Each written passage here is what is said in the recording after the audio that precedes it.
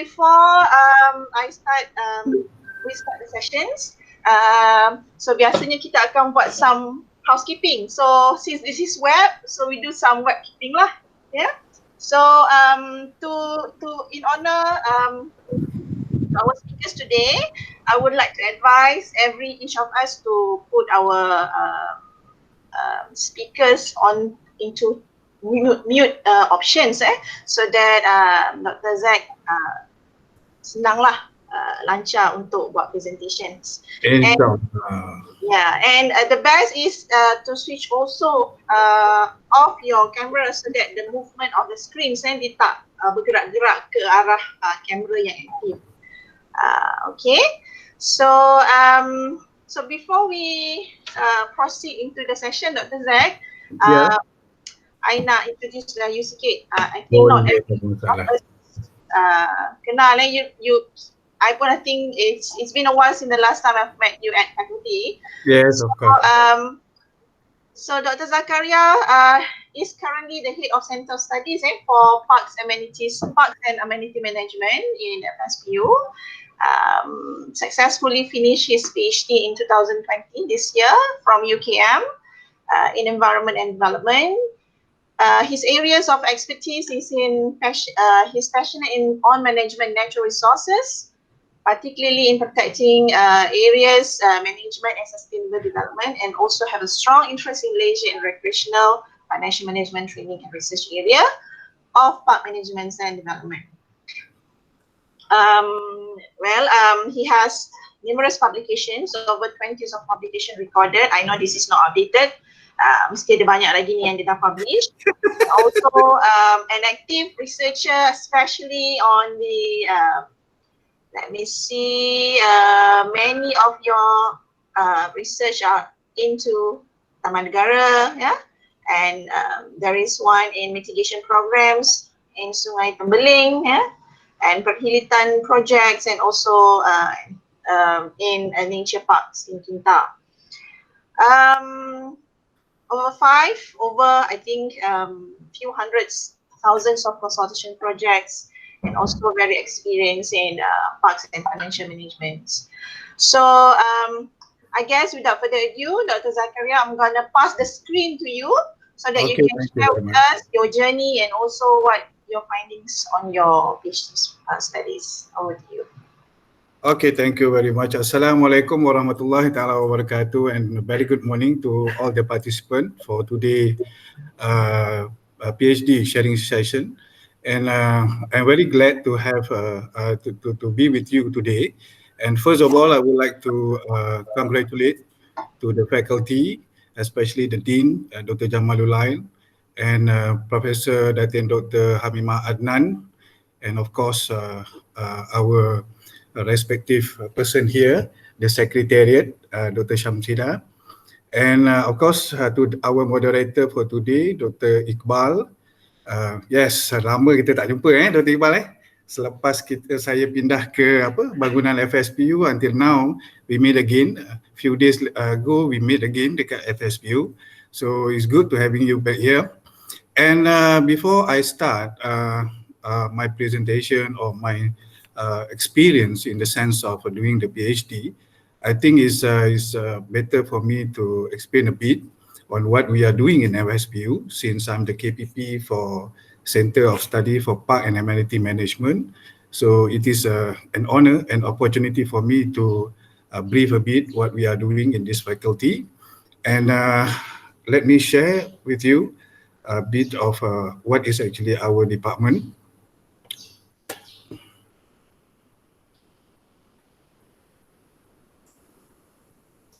Okay, so did anybody see this slide?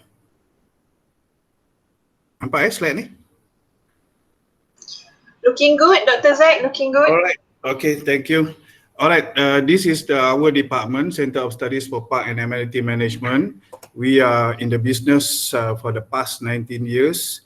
So this is very lovely department. And for all of your information, for all of you, my background is actually in the business. So whenever that I enter this department, I'm the only one who don't have a a specific background in the sense of a park, but actually I got my master's degree from Sheffield University that is on the leisure and recreation. Partly that particular subject is actually introduced me to the nature world actually, because I do involve with the outdoor activities and so forth. So here I am with this department, and I would like to welcome you to uh, my department for a while before we embark into the experience of the PhD later on. So welcome to all of you. And this is our department, already been established for the past 19 years. Start doing the business in FSPU in 2001. And after that, we got the recognition from the JPA in 2004. So basically what we are doing here is actually to provide professional or park managers, especially to cater the needs, because we know that nowadays our park, it is not really being managed by the right people, because normally the park managers nowadays, they have a different background and so forth. So that's why we are engaged in this business to provide the potential professional in the park management, so that we have people who can manage their parks in a very effective way. So we not only involved in the national park or whatever, but we also involved in the recreational industry as well.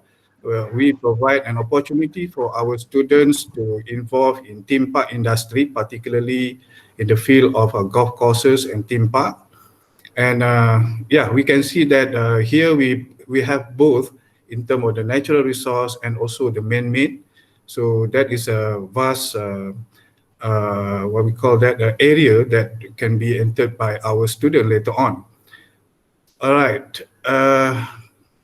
The program for this department is actually we provide the experience in terms of managing the park, amenity, recreation, and leisure that also utilize the theoretical and analytical approach in solving the parks and amenity management problems. The student also be provided with the knowledge, abilities, and skill to plan, because we have studio as well. That's why we are here in FSPU. Manage, maintain, and evaluate the park environment to ensure of the sustainability, sustainable development agenda, or SDG, that now is people are talking about it. Even not only people who involved in the natural resource involved in the SDG, but all the parties and industries are looking at the SDG nowadays.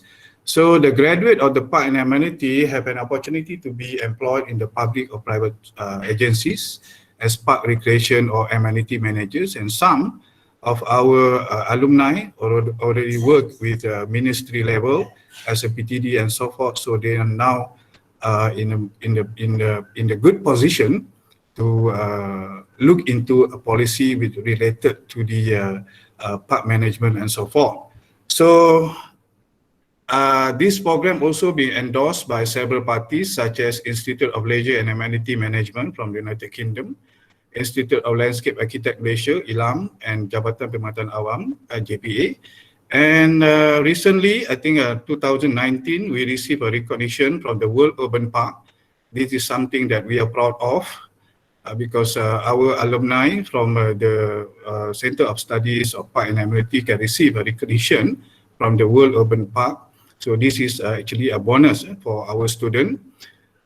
Okay, so our strength at the moment, we have 19 lecturers in the department as at July 2020, and student enrollment as at July is about 377, and total graduated students since it began its business is about 1,436 students already graduated from this university. And if you're looking at the experience or the academic background of our lecturer, we have a vast in terms of expertise in our department.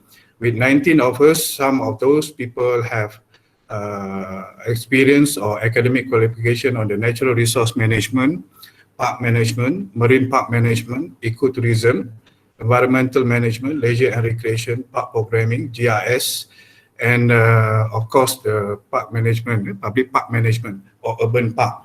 So I think the participant here also, some of you in the midst of doing your PhD and so forth, so later on might be an offer from our department. So hopefully there's someone from here to join us later on.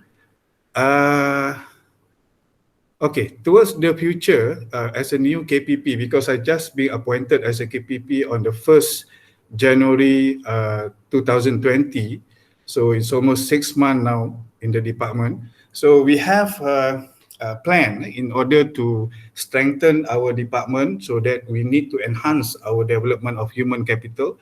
So continuously, we're going to send our lecturers, because right now we have 19, almost half of them already got their PhD, but we need to send more people from our department to get involved or learn something at a higher level, at the PhD level.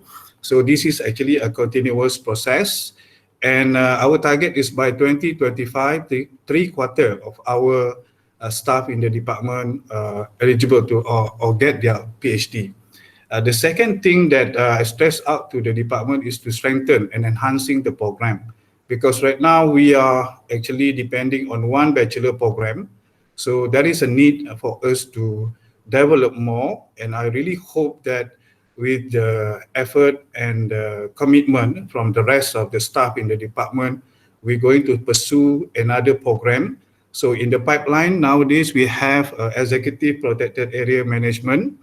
That is actually in the pipeline, and soon is going to be presented to the department to get the approval. So I really hope that this can go through later on.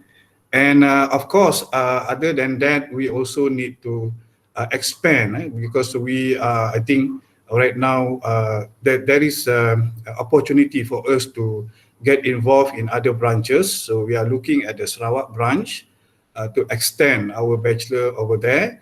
So hopefully this thing can be materialized soon. And apart from that, we also in the progress or in the pipeline to do our own master degree and a PhD by research.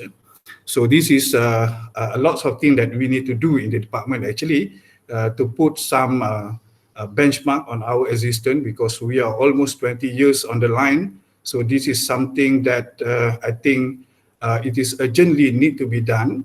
Right, so hopefully with the effort by the faculty members and the universities, which always supporting us, so hopefully this thing can be materialized soon.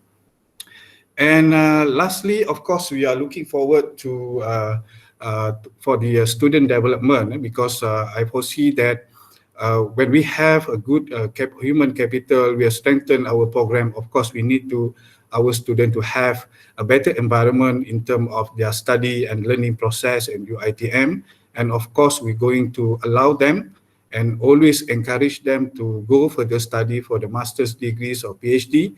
And at the same time, we also get them be involved internationally. So previously, we have sending our students not to do their what we call it, the practical training outside from Malaysia, particularly in Thailand, because we have a MOU with the what we call it, the University of Chiang Mai. So our students get an advantage. There is actually continuously we're sending them. Right now we have a total of 8 students. So it's already been attached to Chiang Mai University. So Alhamdulillah, that is a good thing and good sign, because the acceptance of our student not only depend on the local industry, but also outside of the Malaysia. So this is something that we are proud of. And sooner or later, soon we're going to have another project through the ICANN, especially through Dr. Muhammad Saleh Daim, the members who always encourage to look into further something which is related to the student and benefited to them later on. So later on, most probably we're going to tie up or having an MOU with the ABC, Asian Biodiversity Center. So this is again is actually the movement that done by Dr. Muhammad Saleh Daim. So I'm really proud that we have good people and always concerned on the student development. So this is something that we are looking forward to do in our department, and hopefully everything could be materialized soon. And we are trying to prove our existence not only in the FSPU but in the world actually, to prove that we are actually what we call that our existence is meaningful for everybody. So that is basically a bit on our department, Center of Studies for Park and Amenity Management, and hopefully with a bit of the information, it will lighten a bit on your momentum for today in order to listen to me on my experience while conducting my PhD. All right, so thank you very much for this one, and we're going to move forward to the other session on the what we call that the PhD sharing. And okay, hold on a minute. I'm going to search the button. Where is it? Okay. All right. She managed to find it, Dr. Zach? Wait a minute. Mana yang letak ni? Bottom right. Bottom right, Dr. Zach. If you're using a desktop, if you're Okay. using phone, should be... Right. Okay. Ada dah.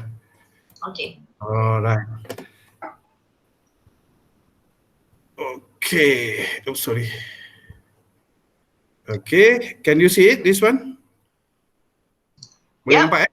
Yep. Alright. Here. Let me make it bigger. Alright. So here I am. This is actually the topic for my PhD previously. The development of protected area management categories in Peninsular Malaysia. The topic is a bit big, I think. But anyway, first of all, I would like to say this, Alhamdulillah, after the hard work while doing this, at last I managed to finish up my study. And this is something which really meaningful to me. Because along the process of doing a PhD, you are having I believe that everyone having their own experience, and part of it you're going to face with all the problems in front of you. The same thing happened to me in those days, and I was given study leave for 3 years. But unfortunately, I cannot finish my study within the time frame. So I need to come back to UITM and serve for the department within the 3 years. And after that, you know that I think for those people who go through the process in which you are not having your time for 3 years, not finished yet, you come back, you know what is actually the problems. Because you need to have your own loading for teaching, research, and so forth. And at the same time, you're going to do your PhD. So that is actually for me is very orang kata apa? A very tedious work to do actually, because you need to spend your time within 24 hours. How many hours that you're going to allocate for your PhD? So that is actually depending on you. I mean, we need to have a good discipline in order to do that. So, okay, this is my topic. So I believe that majority of the participants today is actually those people who are going to or already involved in the PhD study. And my advice is very simple. Before you enter ataupun sebelum kita buatlah kita punya PhD ni, the most important thing is you need to have the basis of ground on your study, so that it's going to be easy for you.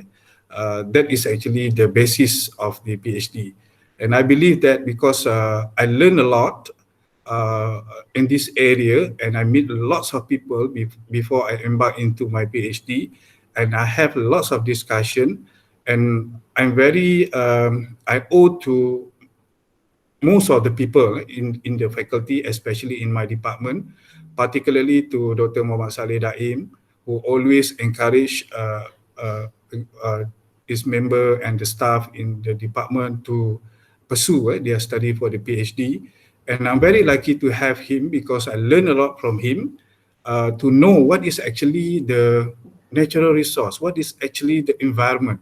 I still remember those days that when I entered the department, the first day I worked with the department, and being told to go to what we call that, Taman Negara Pulau Pinang, the Penang National Park. Before that, I was a banker. I work with the banking line.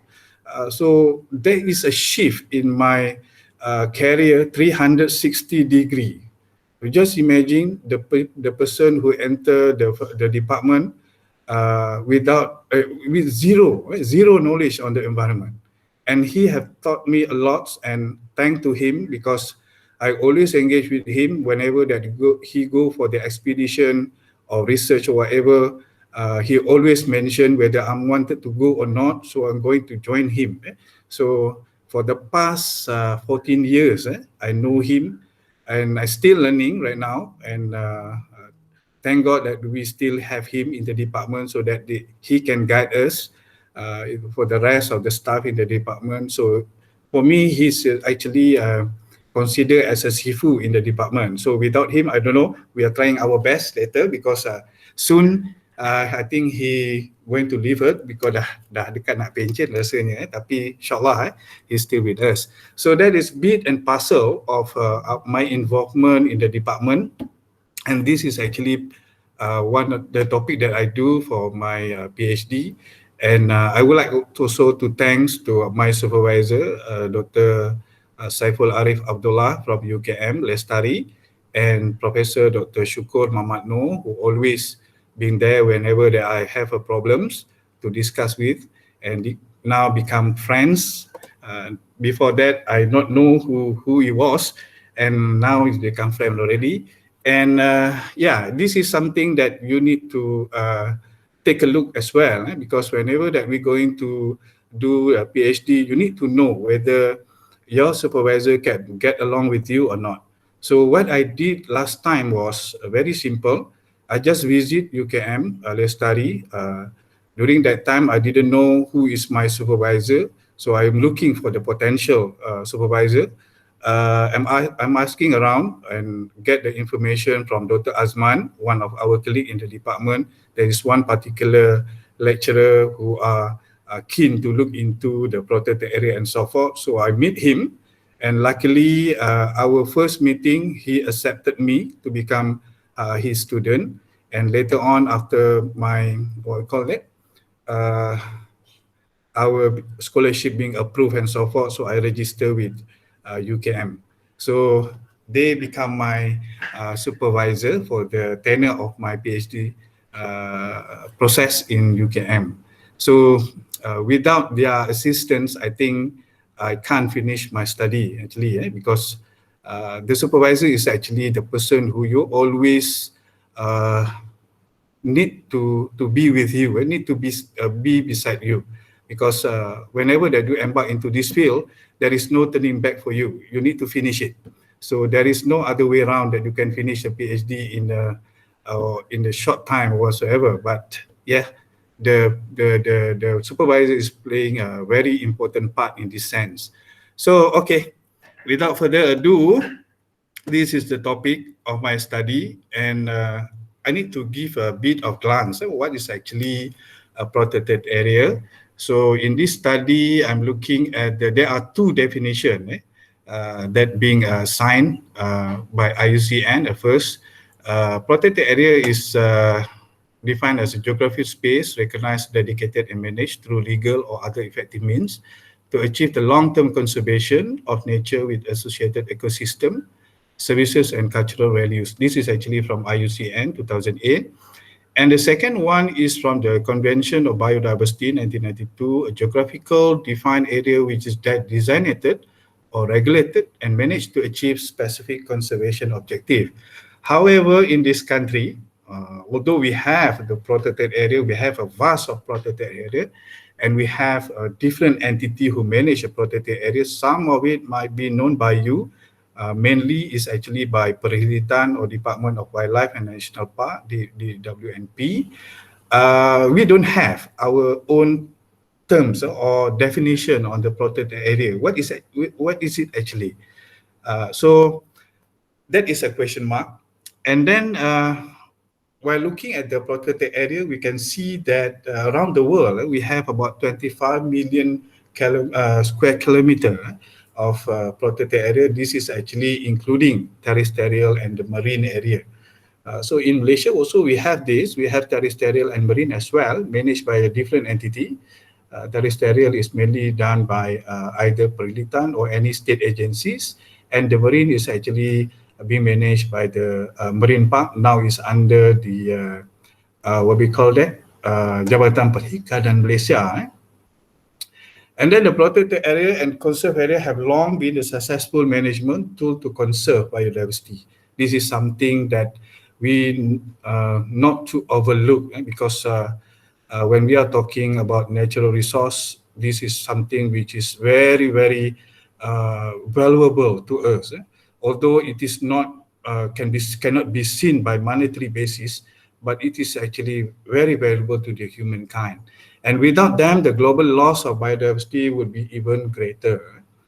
And then this is actually the photo from the what call it, the National Park Pahang, and this is actually a photo from the marine area.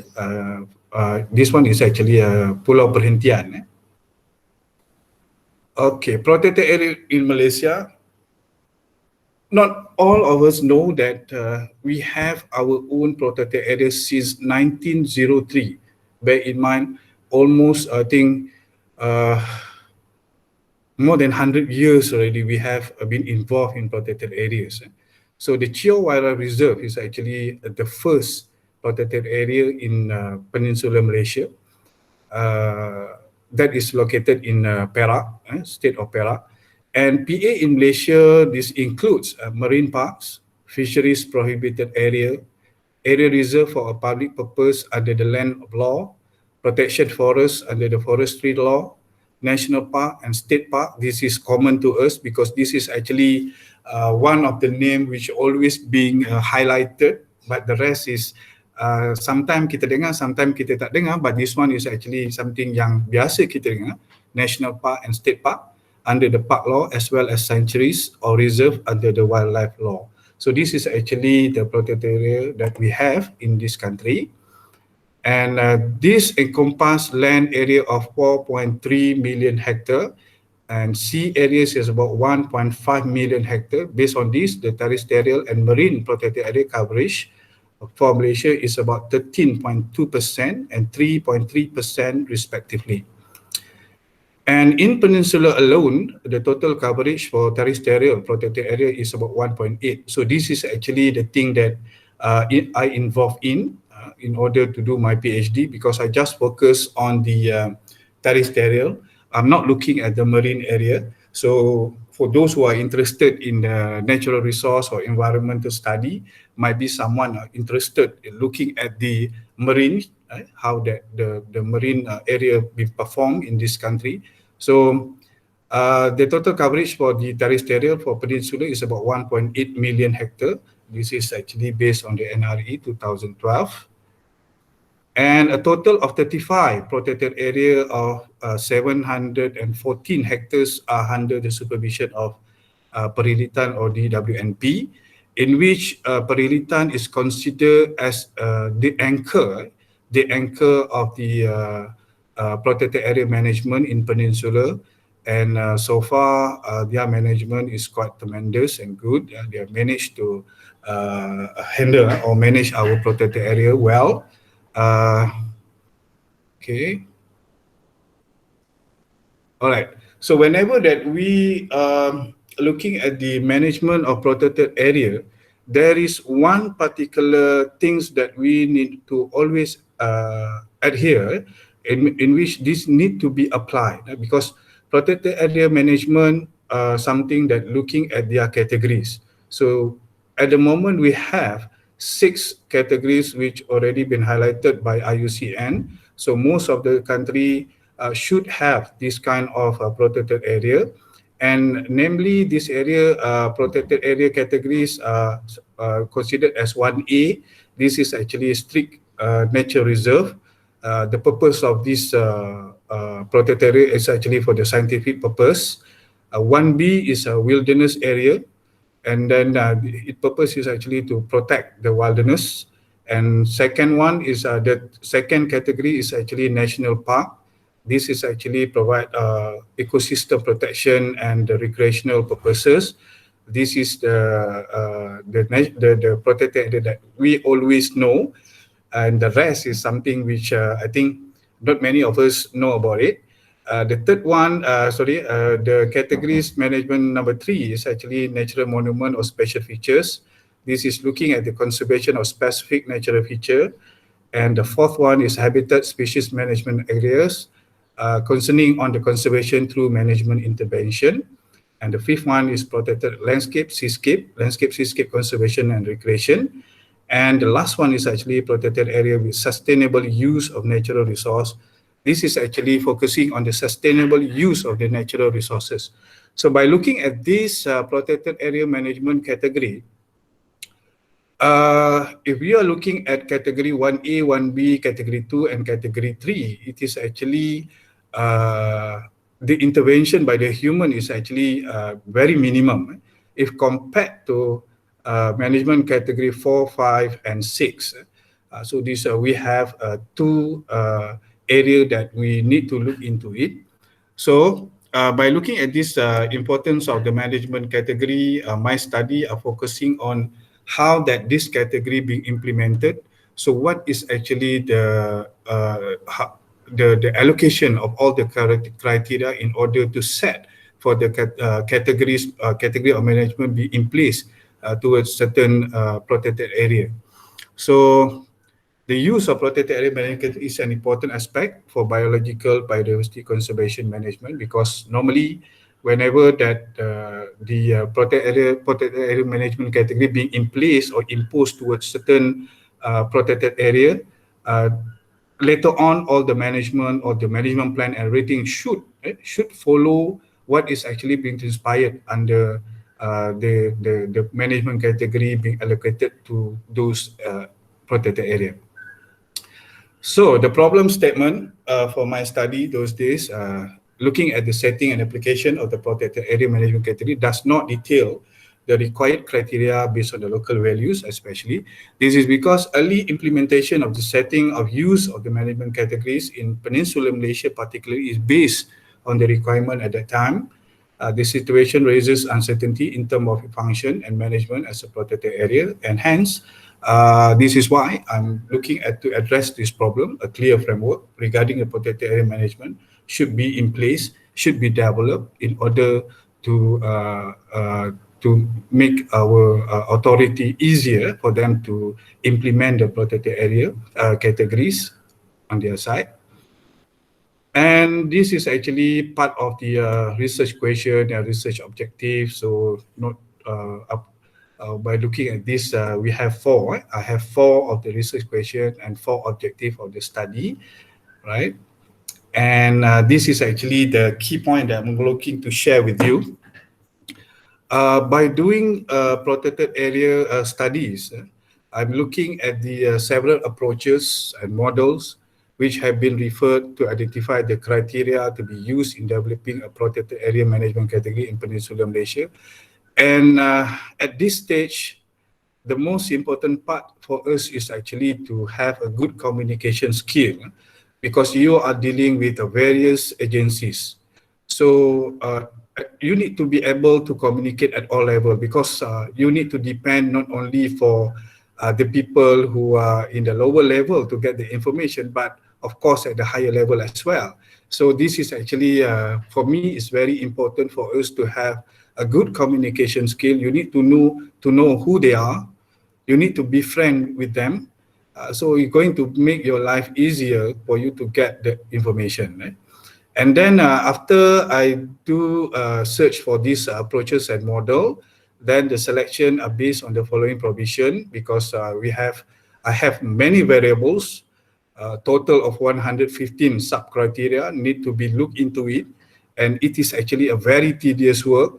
And I believe that for those who have reached this level or in the midst of doing their literature review, you're going to feel this kind of thing. It is not really simply you just pick. You need to confirm and reconfirm and reconfirm whether it is right or not. So the selection are based on the following provision, in which I'm looking at the suitable with the context of protected area in Peninsular Malaysia, specifically aim to set the management categories of protected area, and its methodology is flexible and easy to be implemented. And after doing this tedious work for, I think, more than one semester, doing this thing, the result of the evaluation of all approaches and all models that I look into it, there were 115 sub-criteria were identified. So this is very, it is a huge sub-criteria to look into it. Whether it is can be applied in the context of Malaysia is another thing. But the most important thing is you have the basis. What other people have done. By looking at that kind of point, so I come up with 115 sub-criteria. And after that, I'm looking at the screening process. This screening method to identify the duplication between the sub-criteria. So again, this is actually something which is, I believe that tedious work to do because you need to read, you need to understand the sub-criteria itself, what is actually the content inside. So what they are looking at, what kind of perspective. So either this thing can, this sub-criteria can be used or not. This is something that really tedious to do it, and you need to spend a lot of time by doing this. Only then you're going to come out that, yeah, we can see that there is some duplication. So here, the most important thing for you while you do the screening, it's better for you to have a good team or a good supervisors to assist you, because you're going to consult with the expert, because they are, I mean, the supervisor is actually the expert. So they're going to advise you whether this is right or wrong. So this is where the duplication between the sub-criteria being identified. So after this session, after this screening method has been done, as a result of this, 71 sub-criteria has been identified. Although it's been reduced from 115 to 71, but still it is actually big enough for me to take all of the sub-criteria. So after that, the expert judgment come in to verify the criteria and sub-criteria. So in this sense, the expert judgment is actually, I'm using the Delphi technique in order to clarify, in order to verify the variable that I use is actually meant to be and useful to be used in the later survey. This is not survey yet. This is actually the identification of all the sub-criteria. So again, expert judgment also have a long process. So this is actually screening and identifying the duplication, get the expert judgment. This is actually take a long process. So by looking at the Delphi technique, in order to get the expert selection, in order to verify your variable, the 71 variable just now, the expert selection is actually based on their background, expertise, and knowledge. So according to the reference, whenever that we're going to get the expert judgment, we need to have 5 to 20 expert in order to justify whether our sub-criteria it is actually can be used or not.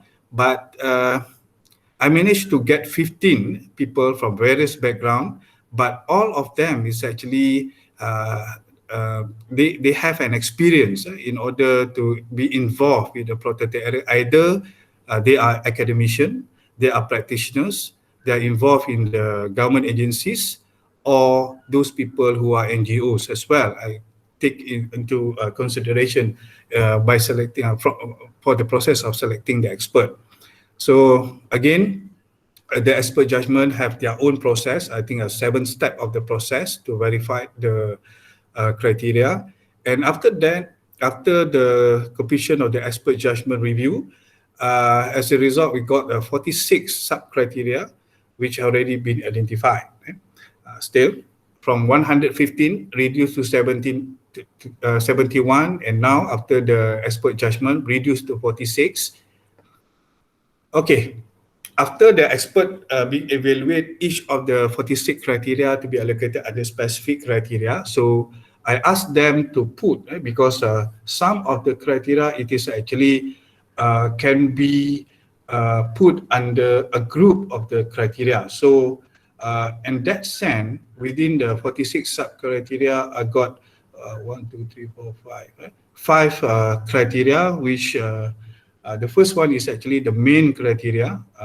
The sub-criteria got 6, and then environment criteria, economic criteria, social and management. So a total of 46. So out of the total, the main criteria, before we can impose the management category to the protected area, they need to comply this. The first thing is they have the definition. Second is management.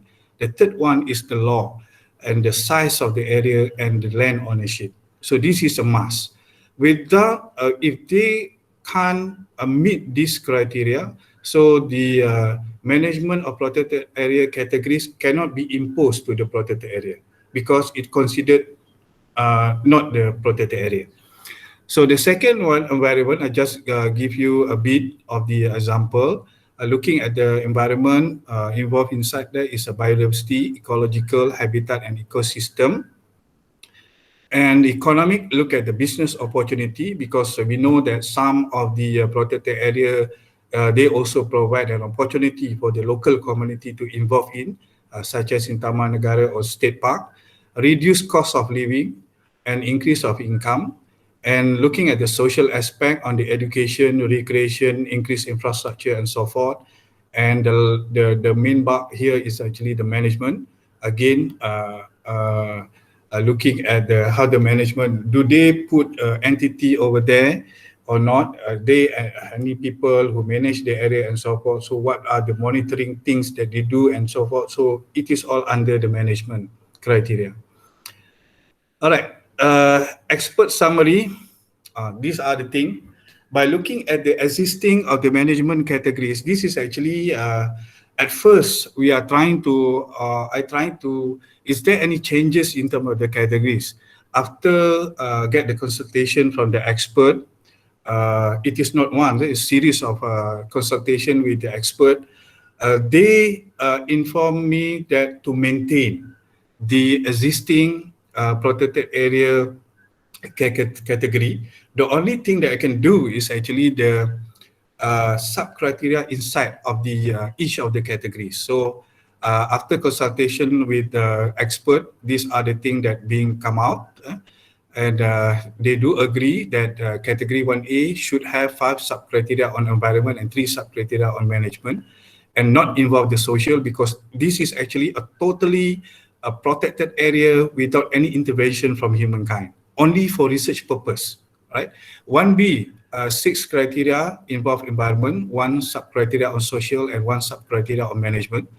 And then the category 2 is 3 sub-criteria, especially on the environment, economic, 5, social 3, management 5.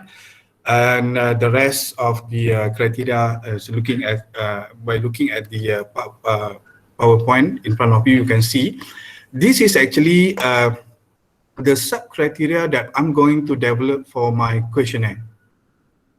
So 46 variable have been tested to see whether the applicable, the implementation or the potential of the area can be allocated for each of the protected area. So the survey method is used against the selected respondents. So here I'm using 3 stakeholders. The first one is actually the management of the area itself. Second one is the visitors, and the third one is actually the local community who live surrounding of the area. So again, this is actually a tedious process because I involved with 15 area has been selected in order to do in order to test based on the questionnaire. And those 15 area is actually a remote area. So you just imagine to collect a data by face-to-face interview is very tedious, and I need to visit the area not only once, and sometimes more than 3, more than 4 times, and sometimes I need to engage with all the people at the bottom line, especially the rangers. So you need to be friend with them in order to get help, in order to do the survey and so forth. But you need to pay them. Unfortunately, you need to pay them. And I'm very lucky that I have a strong support, and thanks to the things that I've gone through in the department, because uh, Dr. Saleh has introduced me to lots of people in Perilitan. So that is a good thing, because normally I use his name in order for me to get some assistance from the officers on site. And yeah, after that, I'm looking at the sampling procedures. Stratified random sampling technique is used to ensure the adequate sample of size in order to do the survey. Stratified random sampling have been done because I choose the what call that stakeholders, different stakeholders. So stratified is actually the most adequate sampling procedure that need to be done. So a total of 891 respondent response to the questionnaire survey, covering of 15 protected area, involving 3 categories of respondent, like I told you just now. And after that, I do the data analysis. So this is actually the sample area that I conduct my survey. There are 15 areas. Mainly, this is actually what I call it, under the management of Department of Wildlife and National Park, because they are actually the main authority who involved in the management procedures. Although I mentioned just now 35 areas under the WNP, but some of the area it is actually have duplicating in terms of the management. So I didn't take into account in my study. So I just focus on the area that mainly and solely managed by the DWNP. So justification of the study area, fully managed by area by DWNP, a clearly protected area by law, and has the same characteristic management, visitors and local communities. So some of the analysis, I didn't highlight all of the analysis, because if you look into it, then you're going to be pening sikit lah, because ada banyak. So analysis of protected area management categories by looking at the study that I have done towards the 15 area. This is actually what that I found. As an example here, Wang Pinang is category 3. Tuntung, Pusat Konservasi Tuntung not applicable because the size is actually very small, not even reach 5 hectare. So it is not applicable to impose the management category. And then Taman Negara Pulau Pinang category 2, RHL Sungai, Reserve Hidupan Liar Sungai 1B. Pusat Konservasi Tuntung Sanctuary Burung. This size is very small, so it is not applicable to impose the management category. And RHL Sungai Dusun, RHL Pulau Tioman 1B, and Taman Negara Pahang category 2, Taman Ramsar Tasik Bera category 5, RHL Krau 1B, Taman Negara Kelantan of course category 2, and Taman Negara Terengganu category 2, Pusat Konservasi Tuntung not applicable, and Pak Endah Wetland category 5. In comparison of the protected area management category, I also do this in order to look into what are the changes. Is there any changes from the existing management categories being applied by the Perilitan or the WMP? So by looking at the comparison from the thing that the existing category and my study, so we found out that only category 1A under the RHL Sungai being changed to 1B. This is because of some development, particularly on surrounding of the area has been done. It is not really intact like those days. The thing same happened to Pulau Tioman and RHL Krau. So these are the things that the management need to look into it. What are the things that need to be done in order to impose their management later on. And yeah, some of the implication based on the study. Okay, the implication on the definition. So it seems like the ICN and the CVD definition are seen to be relevant and still being used right now. And the development of protected areas should be in accordance with the provision of the management categories. What I mean from this one is actually whenever that we already impose the protected area management category towards certain protected area, they need to bound in order to do or conduct their management on that particular site. So if let's say the area is actually category 1B, category 1A, strictly nature reserve. So they need to protect the area without any intervention from humankind. The third one is actually looking at the socio-economic development, the function and role transcend importance to social economic development, because we can see that nowadays that protected area, it is not being isolated anymore. Nowadays, protected area is also contributes to the socio-economic, especially towards the local community.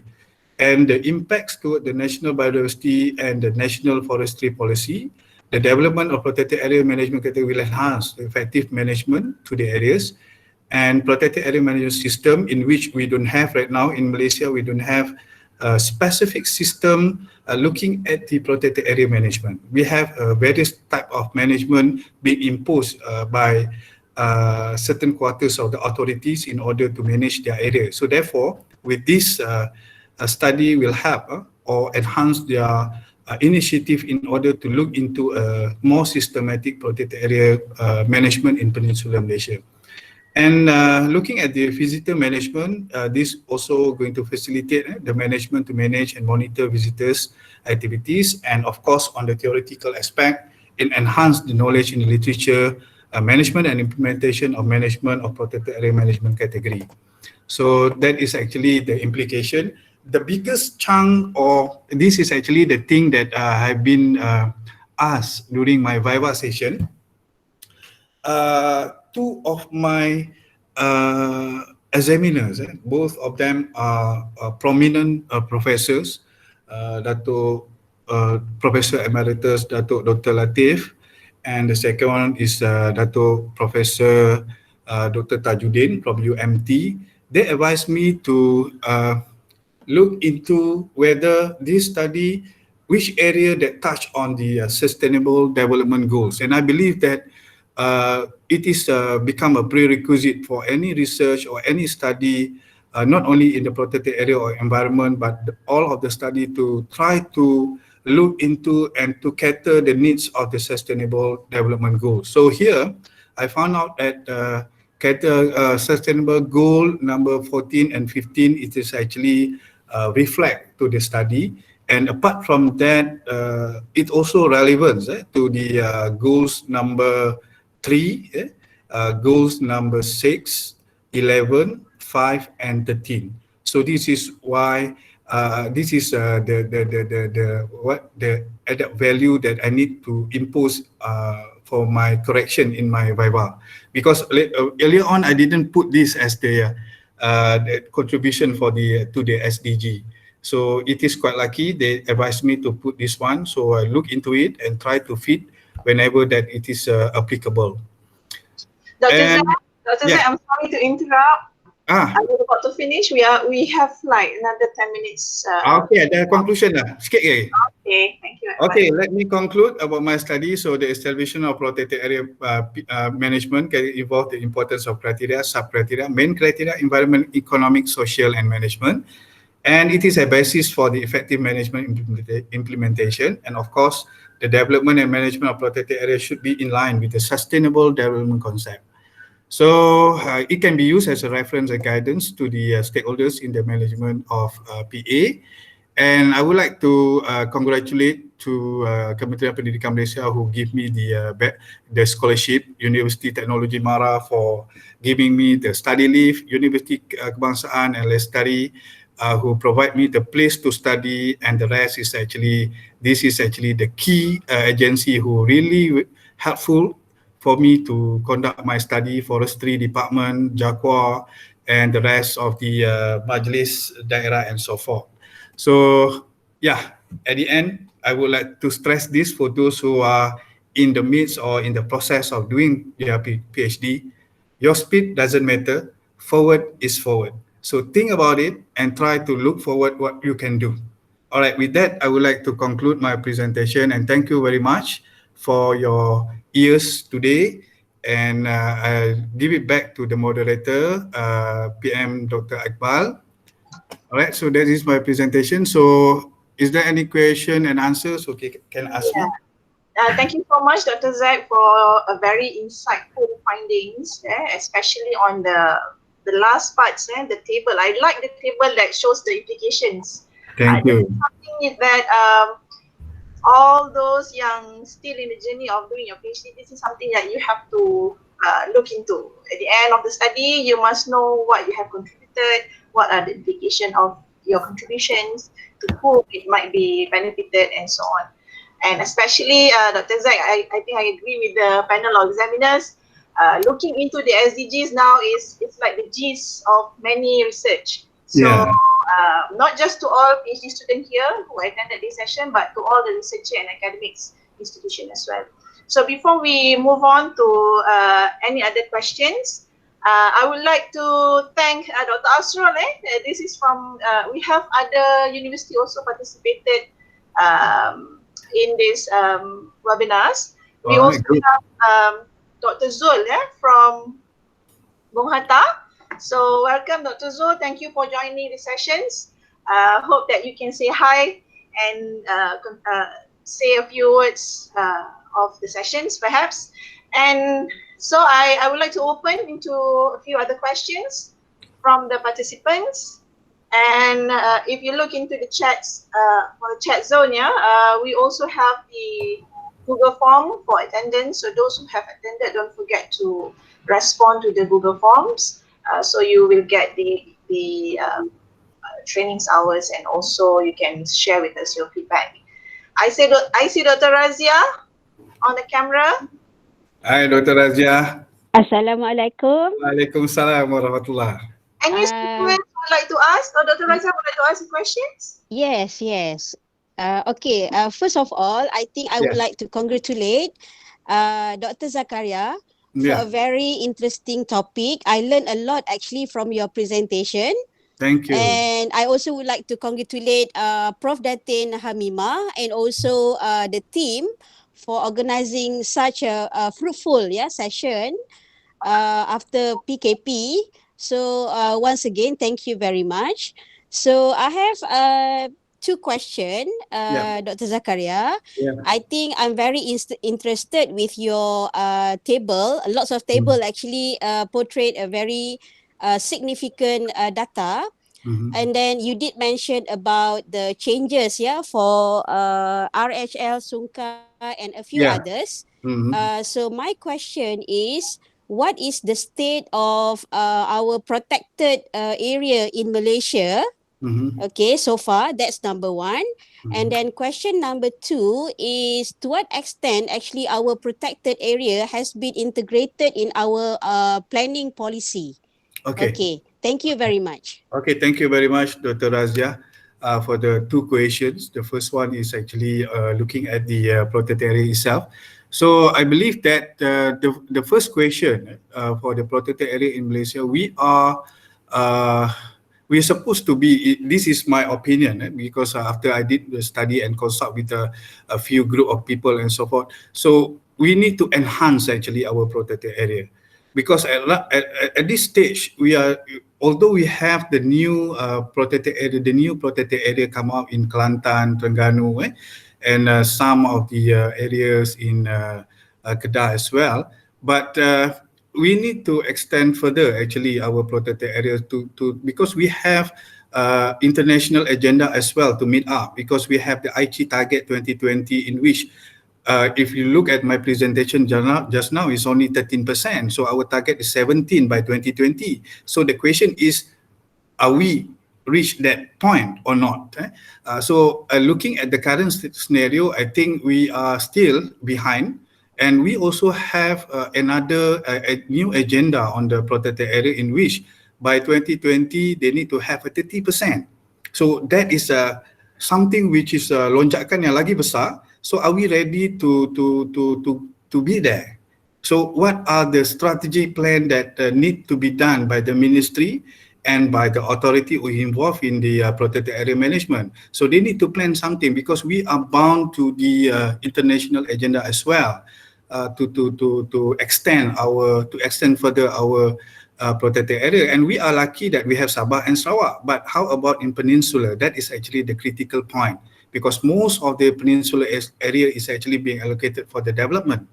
So there is no, if let's say the people take the land for the development, there is no what we call that, tak ada lagi tanah baru, dia tak tukar kepada tanah baru. So this is something that the agency need to look into in order to strengthen, in order to enhance and expand their protected area management. So that is the question that is number one. The second question is in terms of the planning process. I think at the ministry level, they already look into it, because recently, I think the Ministry of MEWA, the new name for Ministry of Environment and what we call that, water, they already come out with the protected area master list for the agency to look into it. So are we reaching the level that they need to be, or we are still behind? So something that we need to look into it. So I think in terms of the planning process, the policies by the government is quite clear. The only thing is the implementation. So that is actually the key point. That is actually given back to the authority, how they're going to materialize those things.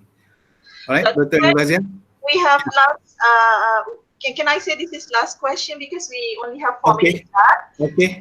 This is a question from Dr. Asrul from UTHM. Okay, Dr. Asrul. Yeah, we have 5 pillars of SDG. So I'm just asking his question. So his particular questions concerning the social factors, how, to what extent the study concern on the social factors, particularly on the human and community well-being, in order the study could help to achieve the SDG agenda. Okay. Like I told you, the rest of you just now, that protected area cannot be in isolation, because the existence of a protected area nowadays, if we look around the world, the function and everything is already changed. They're not like the 20 years or 30 years ago, in which the protected area been gazetted and nobody going to touch it. But now it seems like the protected area is getting closer to the humankind. So therefore, it is very important to look into how the management of the area bring up this matter. What are the things that the protected area can offer to the public, right? Instead of doing the recreation and so forth, there are many more that can be done by the protected area agency. And I believe that this is something that we need to look into it, and we need to go dig in further. So what is actually the protected area can offer for the public? So in this kind of sense, if we're going to have, in terms of social upbringing for the community who live surrounding the area, and it's going to enhance their most probably their economic factors and so forth, so they can get help. If we are looking at Indonesia as an example, I believe that one of the participants here is from Indonesia, and I'm very proud to look at how their protected area is being engaged with the community. So that is something that they can give, rather than the protected area is being isolated, protected, right? So this is again looking at all the management criteria tadi lah, yang 5 tu, yang 6 tu, dia dekat mana stage dia. If let's say looking at the sustainable use, then how the management of the protected area can provide all those sustainable usage tadi kepada all the community. And if we're looking at the higher level, 1A as an example, is strictly protected, it's untouchable. So that is different. So therefore, we can see that IUCN has already come out with their own, what we call that, management category, which comply for each section.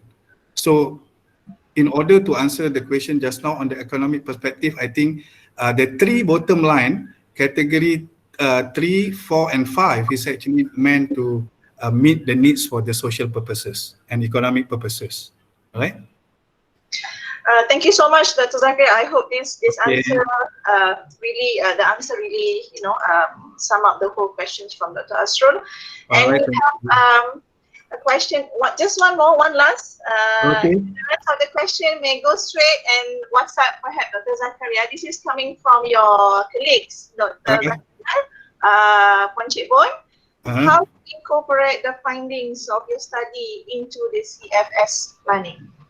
What is the question? How to incorporate the findings of your study into CFS Oh, CFS planning. okay, CFS, Central for the Spine.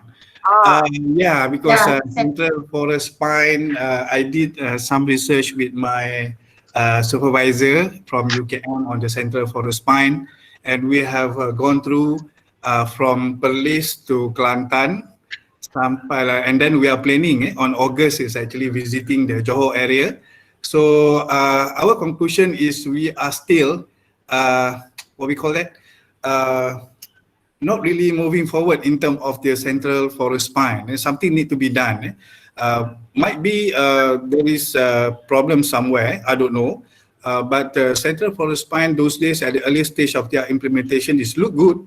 But when we try to assess the outcome from the CFS is still not really good enough, I think. So we need to look into it and further study on it. And how this study can be suited to the CFS, yes. I believe that my study can contribute a lot in terms of the CFS because we have along the line, we have a different type of protected areas. So therefore, the application of management of protected area categories can be looked into it and then to strategize in terms of their planning process by looking at what category they are. So they need to be suitable with these, what call it, with the criteria given to them. So I believe that this is something that the authority need to look into it. And if I've been given the opportunity to be part of the team to look into this matter, is actually something which is I'm looking forward to do it because our protected area is something that we need to be proud of. We cannot let it go like that. So we need to manage it properly. We need to. This is actually for the benefit of the humankind in the later future. Okay. Right. Thank you so much, Dr. Zak, for the answer. Cikgu, I hope you are satisfied with the answer. All right. I guess that this should mark the end of the sessions for today's PhD sharing sessions. Thank you so much for our speaker, very insightful, Dr. Zakaria. And can I have a minute, please? Sure, no problem. I think you have lots of questions to ask me. So I think it's good enough if, let's say, you can contact me or WhatsApp or whatsoever. I think the moderator or the secretariat can provide the detail of me so that you can contact me for this study, or let's say there is any potential of research or whatsoever we can do together. So this is, I think, something that we are looking forward to it lah. All right, so please contact me, or if let's say those interested can browse through the FSPU department and looking for me. Thank you. Yes, yes. There I saw Dr. Zuhairman has already mentioned that he was actually doing some studies in Kerinci Regency in Sumatra. So perhaps you guys can connect and see how this can take into a further research collaborations. All right, thank you very much. For all the students that have been here since the starting point, I think you have a lot of other things to ask, maybe an experience of the journeys. How do you handle your questions during your Viva? Please do not be,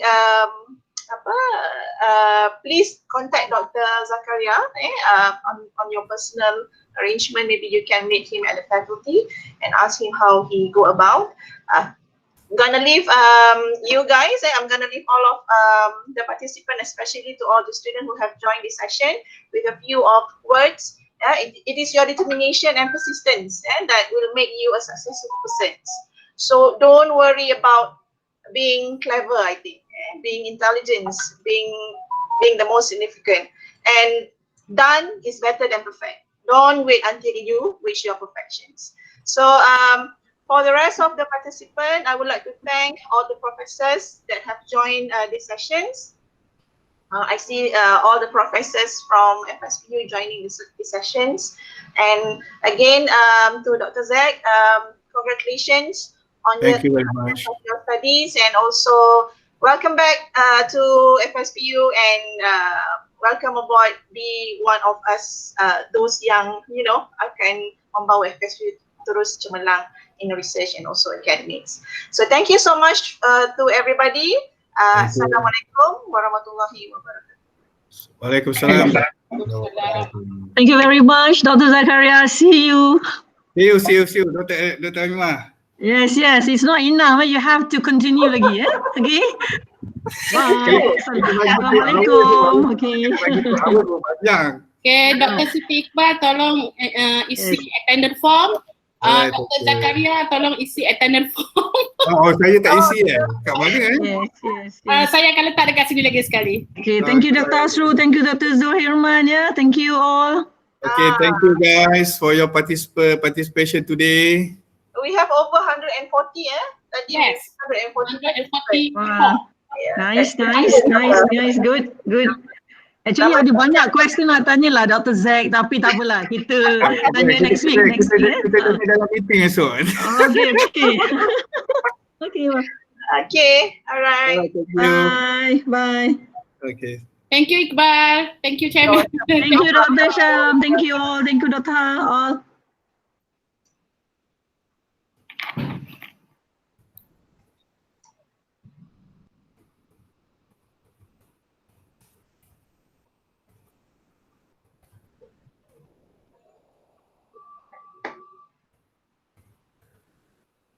Okay, Alhamdulillah. Thank you. So, minta penunggu kedua. Thank you very much, Dr. Syam. Dr. Kimal, thank you. Dr. Z tak nak berhenti bercakap Oh, tadi dia kata 1 hour tu macam lama sangat kan? Jangan handphone, saya bagi reminder. Saya tak perasan pun ada dekatnya handphone saya kan? Ada reminder tu. Anyway, thank you very much for organizing this webinar. It's very interesting, so that we can share with others lah. Betul. Itulah alat yang lepas ni is much more better than what we had hari ni kan. Banyak ilmu baru ni, Itulah dia. Dr. Siti Iqbal, thank you. Iqbal dari dekat mana? Office ke rumah ni? Office. Dr. Z dekat rumah ya? Saya kat rumah. Hari ni work from home. Okay. Saya dekat patutlah pandang atas, siling je kamera tu. Nampak pandang siling saya tak tutup record. Stop recording.